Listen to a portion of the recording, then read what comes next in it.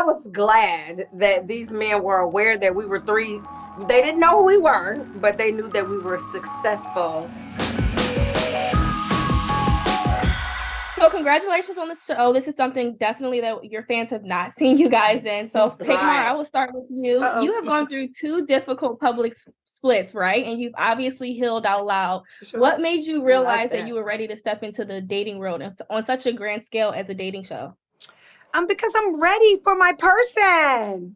You know, I was tired of meeting the same person over and over and over and over and over again. Like, I really truly wanted to meet an eligible bachelor who was ready for what I was ready for. Mm-hmm. And this seemed like the most safest place for me to put myself out there, being as though it's Will Packer Productions. And, mm-hmm. you know, I knew that he wasn't going to exploit the things that, you know, we all have been through.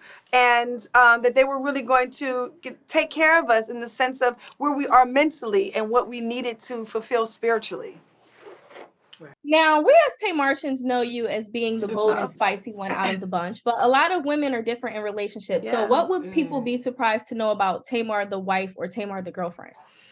That, you know, it's a balance. I'm not always turned up Tamar at home, you know? Like, I really appreciate my position, which is me not taking the lead all the time. I don't want that. I want a real true partner, you know, where sometimes it's me, sometimes it's him, sometimes it's the both of us.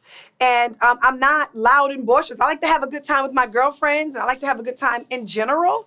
But, you know, when I'm at home, you know, like I'm mommy and I'm wife and I cook. And, you know, I have a fabulous time, you know, making amazing memories with my family. And, you know, it's not television all the time.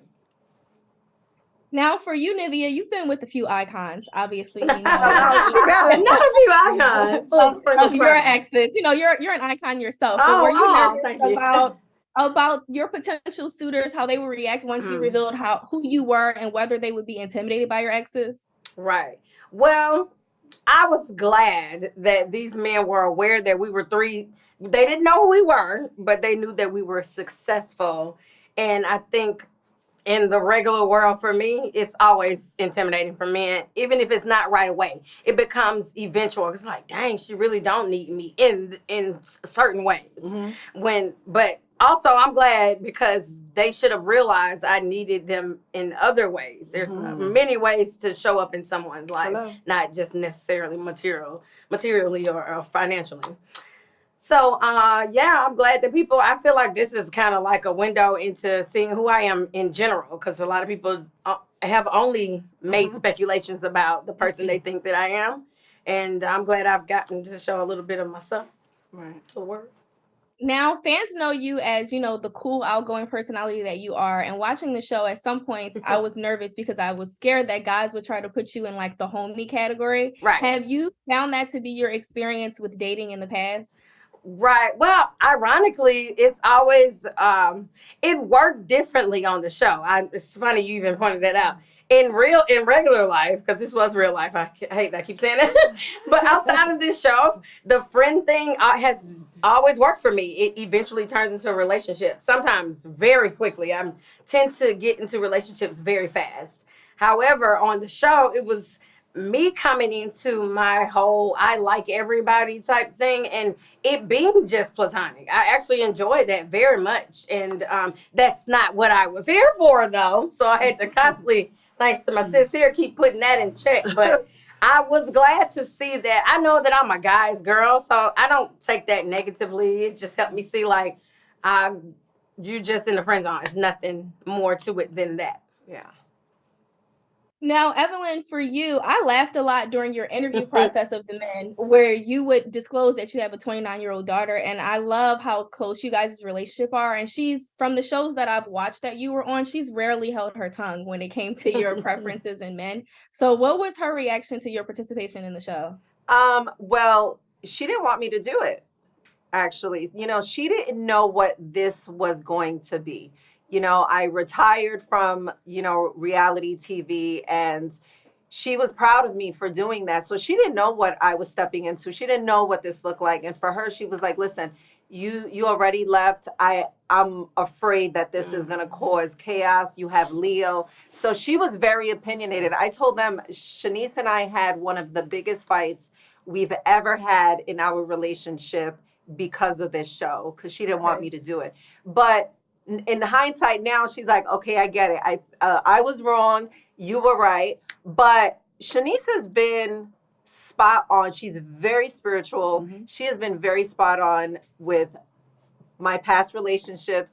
And I should have listened, but she was also younger, so she didn't feel comfortable enough to, share that and say, hey, I don't really think that person is for you. She knew, like Nivea said, when she meets somebody, she's in a relationship and she's like 10 toes in right away. Already. That was me. So, she didn't have time to voice her opinion and say, I don't think this is good for you. Right. Now that she's older, she definitely gives me her feedback. And it was nice for her. It's nice to have her, give me pointers and give me advice of, what she thinks, because she knows me better than anybody. Now, how did you guys go about helping one another navigate through the process? Were you guys vying for the same man, and were their feelings hard to shake at some points? And who was the most outspoken in saying yay or nay when it came to the other queens? We were outspoken with each other, I think. We was calling each other, pulling like, no, girl, what is that? Well, I think this, and giving each other initially a fair shot. Evelyn and I transferred a couple of guys. We were like, all right, you try them out, hell. And there was no hard feelings. Episodes that we saw. Right. Now, once as the show progresses, you'll see once it gets to choosing, right, we're not interfering with each other's, suitors, possible prospects. Yeah.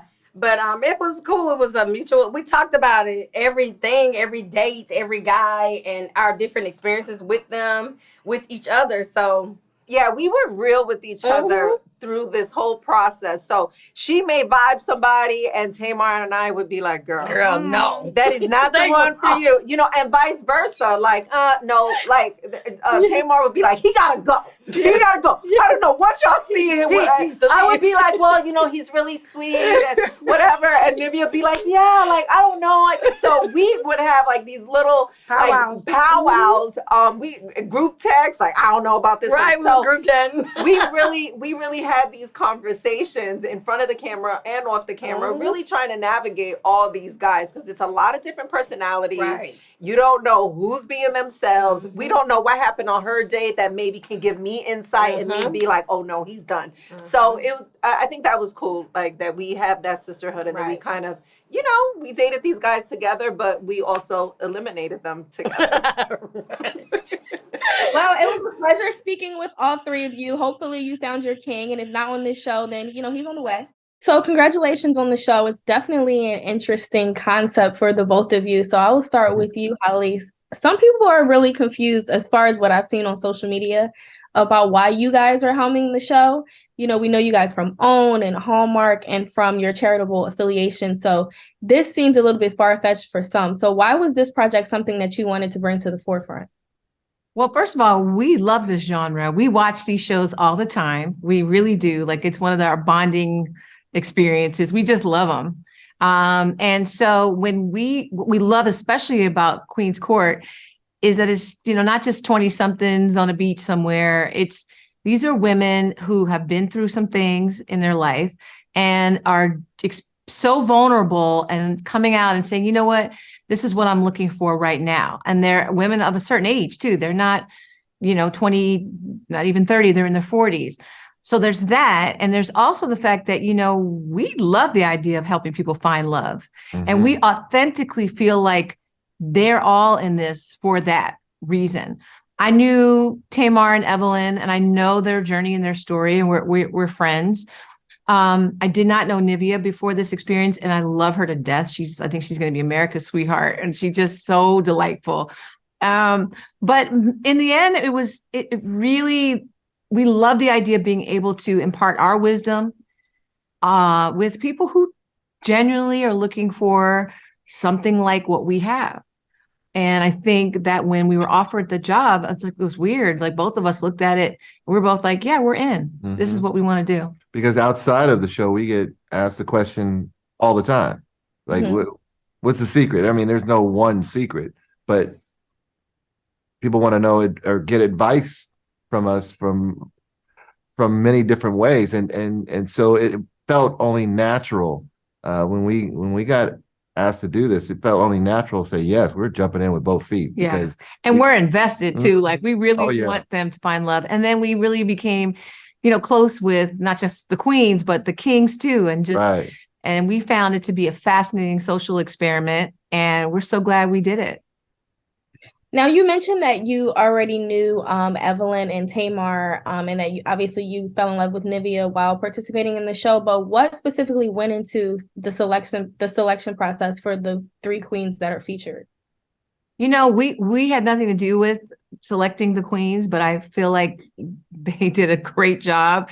These ladies are, they've been through things. We know a lot of what they've been through because they've lived their lives so publicly.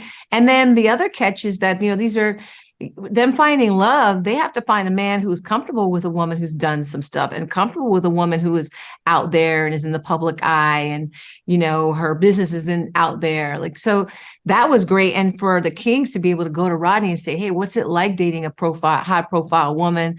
When we got together, I was already, on my second TV show and I was kind of rolling.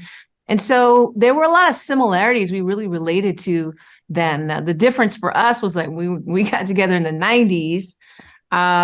We didn't have social media. We didn't have a lot of dating apps. It's just the dating world is so different now. Mm-hmm. So that was a takeaway for us. Like, wow, we looked at each other like, ooh, thank God. we're glad we figured it out when we did. But that said, I think there's something to the authenticity of women a little bit older, that already have children and have experienced breakups, divorces, and things, life has hit them. If they want to find that person, they're still looking.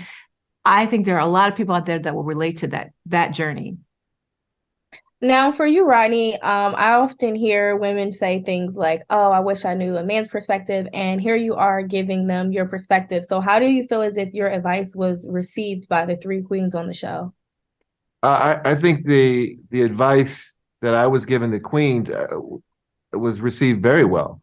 In fact, they often came to me and say, what's that body language telling you? What's he saying? When he says this, what does he actually mean?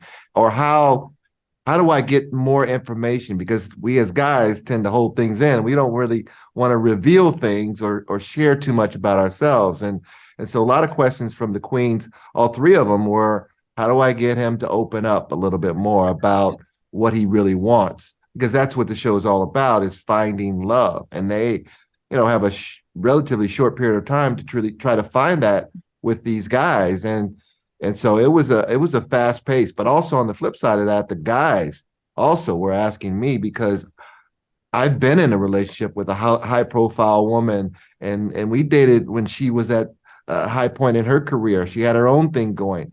It's easy to be intimidated by all of that. And so the guys kept asking me, okay, what do I do? How do I approach Tamar? What do I say to Nivea that's going to make her know that I'm real? And so I kept sharing that with them, and it was really cool to see them actually wanting to know advice, and take it all in, because it lets you know that they were there for the right reasons. Some of them. The ones that we saw a sneak peek, so it wasn't really too hard to figure out who was there for reasons or not. Now, you guys obviously have spoken about this. I believe you said you've been married for 27 years, right? Yes. Okay, so as someone obviously with the long-term successful marriage, what barriers do you feel? I know Holly spoke about some of them today, as far as the dating world is just so different in social media, but what other barriers do you feel are the most common in dating and relationships today? Oh, well, I mean, certainly the issues of, women being more independent, and actually some women are sort of raised with the culture of, I don't need a man, or I don't want a man, I don't need a man, but maybe they actually do. How do you let your guard down?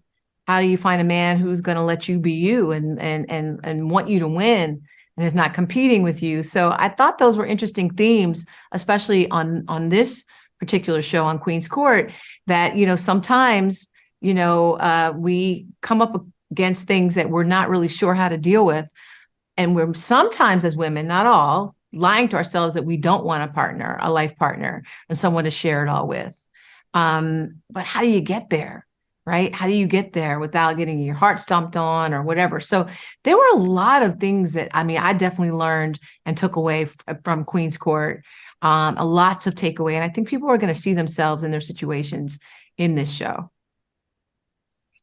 And what ways do the two of you go about actually helping the women navigate through this experience? Because obviously you are there to give them advice, but ultimately the decision is up to them. We tried it. We put in our 2 cents, right? We were so invested. So we were there from the beginning to the end, and not just to come in and tell them today you're going on a date to the lake. Like right. we were there. So we were talking to them about it when the cameras went down. We would talk about it. Make sure he tells you this. Make sure you ask him that. Yeah, like and so and oftentimes when they would say, "Oh, well, you know, he got 2 baby mamas," and I was like, "Well, no offense, but you got 2 baby daddies." Like I had to go but I had to go there with that because that's keeping it real. Like we tend to like be too good for certain things, but then we'll miss out on some good stuff because we're so busy, you know, sort of being holier than thou. So I tried to get the ladies to be a little bit more open and not look for the red flag so much, but look for the good stuff. Like I said, this was definitely interesting to watch. I look forward to watching the remainder of the season. And thank you for your time today.